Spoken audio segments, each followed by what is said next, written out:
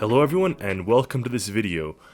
I just released the RSV Akimbo. I'm super excited. If you're not familiar with this vessel and have not been following the progress on my Discord server, I will tell you here, it is a split hull oil spill cleanup ship. So it's supposed to recover the oil from the sea.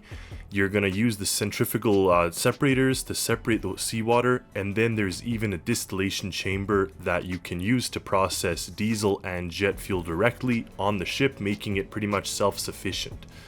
So I've been working on this for the last month or so with my two admins on my Discord server, Sheppy5 and Lord Bison, and together we developed this sort of platform.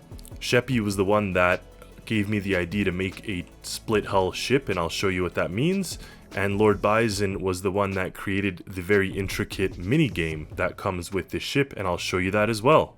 But before I show you the actual RSV Akimbo, I'll show you the mini challenge that was associated with it. And two users on my Discord server had a chance to submit their creations, and pretty much what my little challenge was to see what sort of interiors can be built. So this is user Pingu's creation here, and as you could see, there's a nice little table here with a microscope looking at this and saying this is oil. Over here we got Quackers, and this is Quackers Crackers. Quackers is a penguin, and as you can see here we got dish soap to kind of help Quackers get all cleaned up, which is super cute. User Pingu obviously likes penguins, and there's a little penguin here in the sink. Over here there's some oil test kits, and over here we got a really nice couch with a cushions and stuff, a little plant, a big screen TV, and over here is a very important PC with a little scale that can light up showing how many Pingus are saved. So that was a really neat little creation on this floor. And then down here we get a table with a conference sort of center, and here is the rest of the standard setup with two staterooms and the galley. Lord Bison did something different, and actually I ended up sort of subcontracting some of the interior to Lord Bison. And as you can see here, when you walk up these stairs, you can look in and see this lab setup with a massive kind of water area.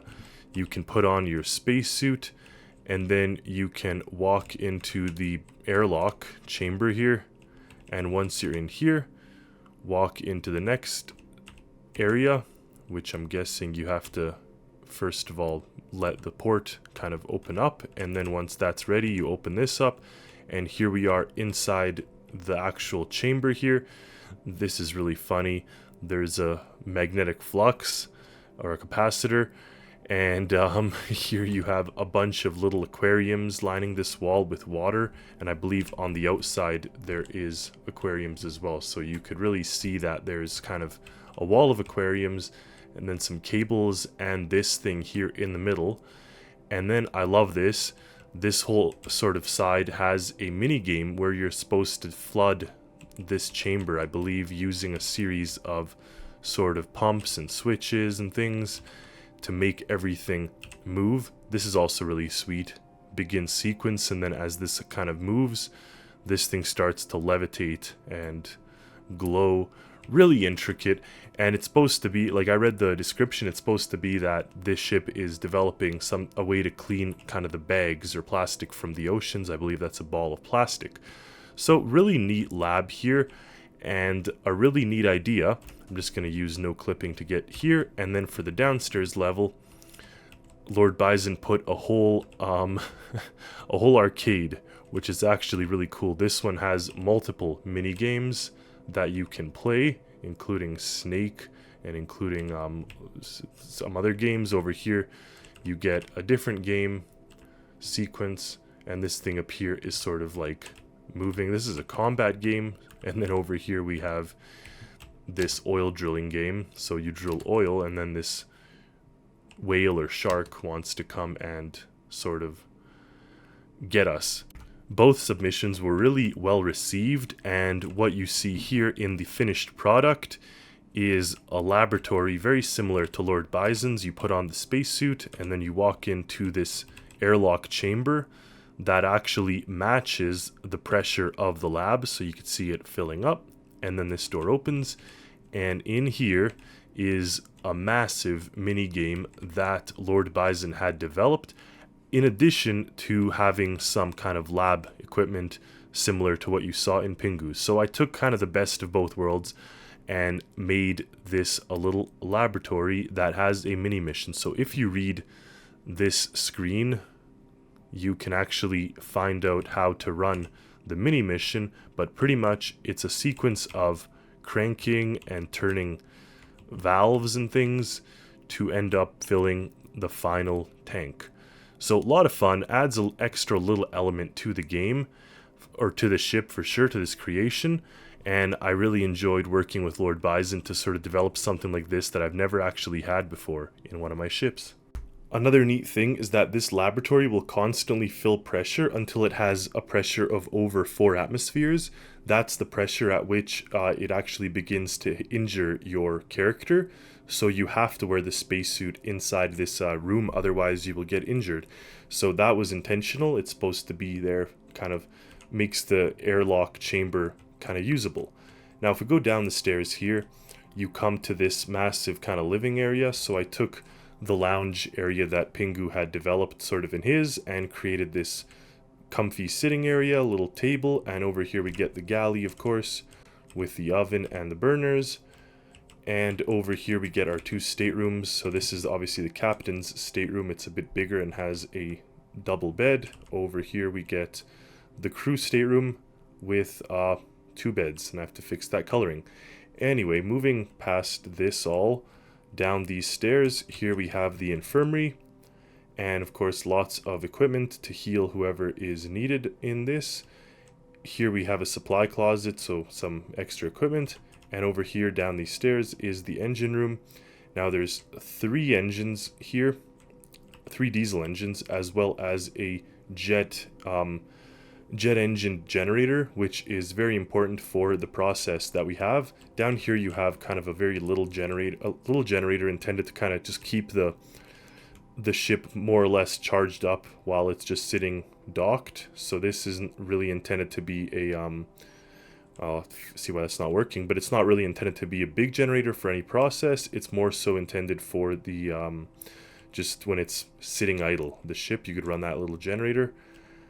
And of course up the stairs. Now if you've noticed here, we have this watertight door, so if the area starts to flood, this will close, and then you have to hold this while making your way through the threshold.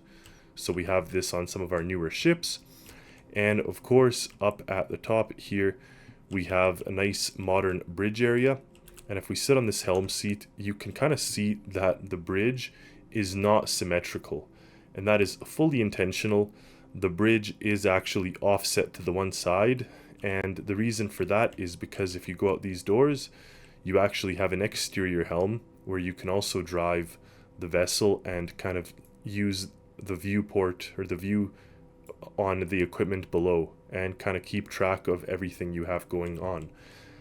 Now we can go over here and start up the ship, and you of course have other controllers. This is your autopilot desk, you've got your crane operator. This is intended for the ballast control, so you have the various different things, but this is your primary sort of helm, interior helm, and you can turn on all your systems.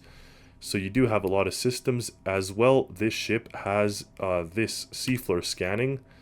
That is a really cool system. I developed this with user White EU, and I love having this on my new OMA ships. Anyway, now that we're moving, I'll slow down the ship a little bit, and we can step outside here and turn this button and then open this, and you can see that these hulls start to open up.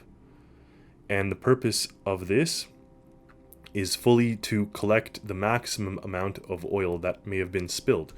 So I didn't actually pass controls to that outside helm. You have to turn this on. Now the outside helm is allowed. And if we go here, we turn this dial, this display turns on. We can now actually turn the ship, we can give it power, we can put reverse or maneuver mode on. And this is where you turn on your seawater pumps. your second pass filtration, and some of your generators. Now this is not where you can control the distillation. That has to be done down here. So if we go down this ladder, this is our distillation chamber, and this is where you actually fill it and make it work. So we're actually going to test this out now. The generator is officially fixed, and as are all the other little issues I found throughout.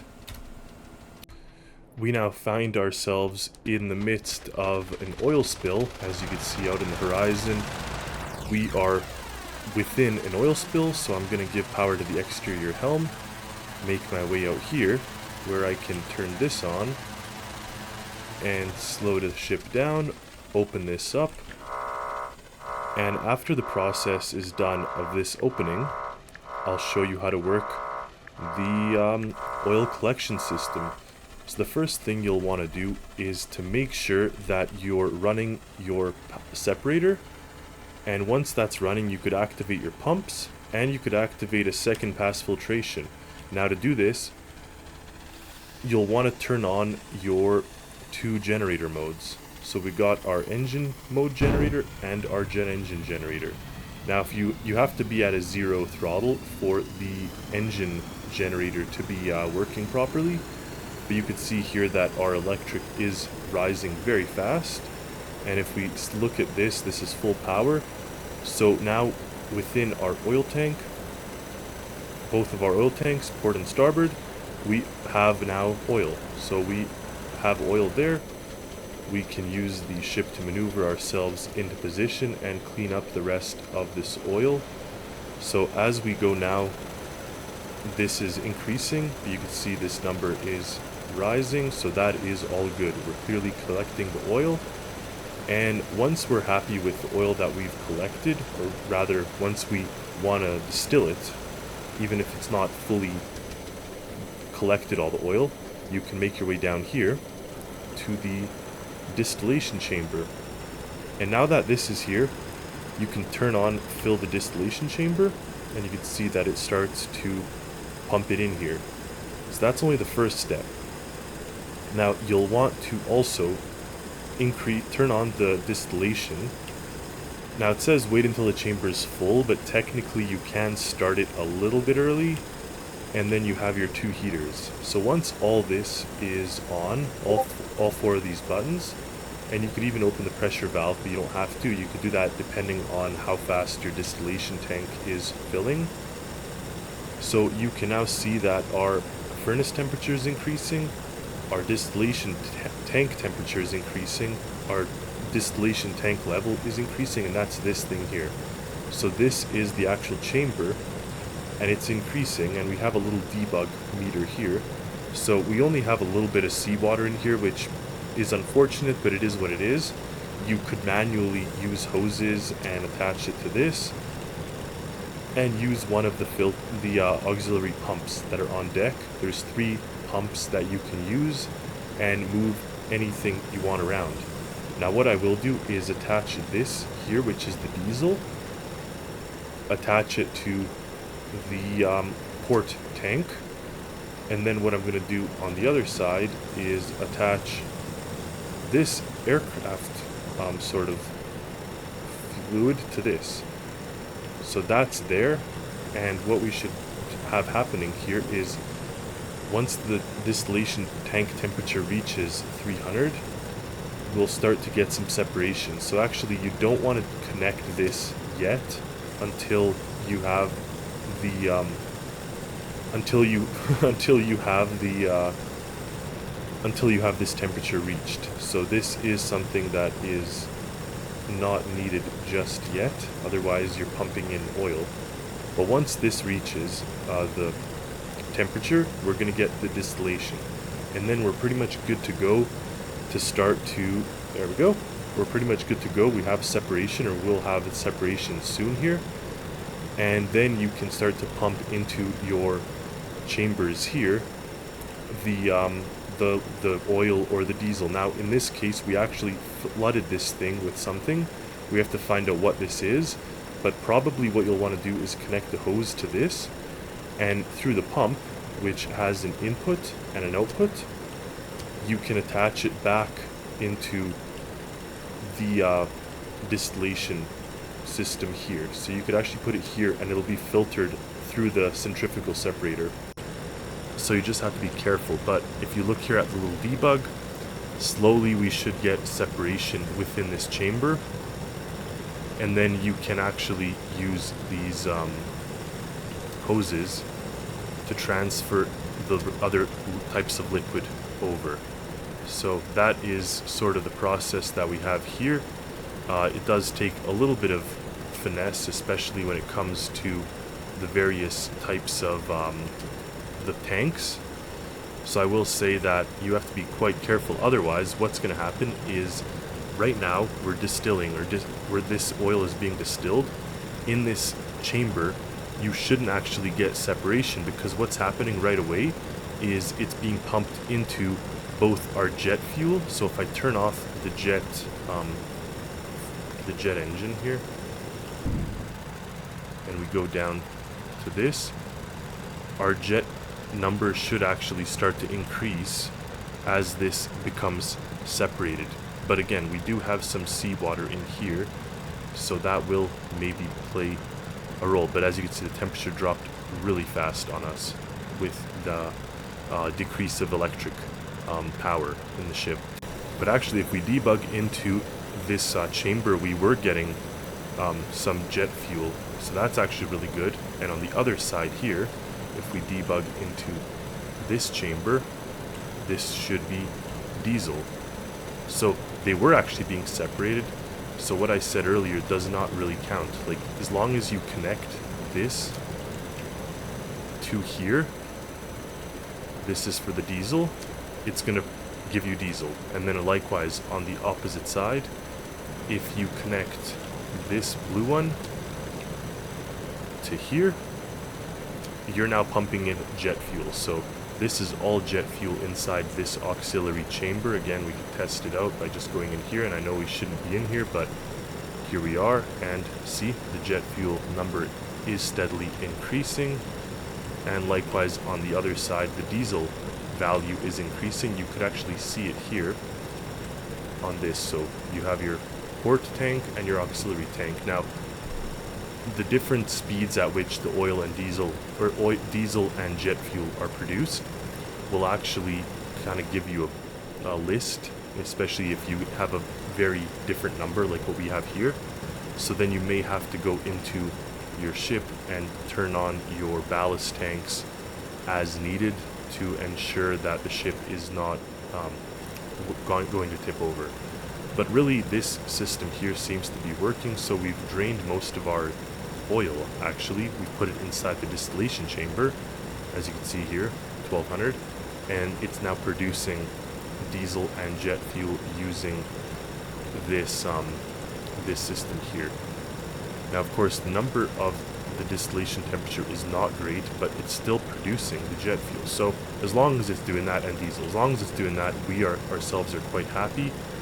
And it may be because a number of things, but regardless, as you can see, the system did work. We were able to filter some of the diesel and jet fuel. Make sure you give it a try. Let me know what you think of this ship in the comments and other projects that you may like to see.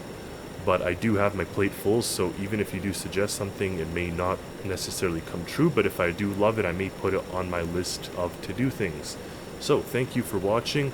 Stay tuned for more content, for more creations, and as always, happy Stormworksing, everyone.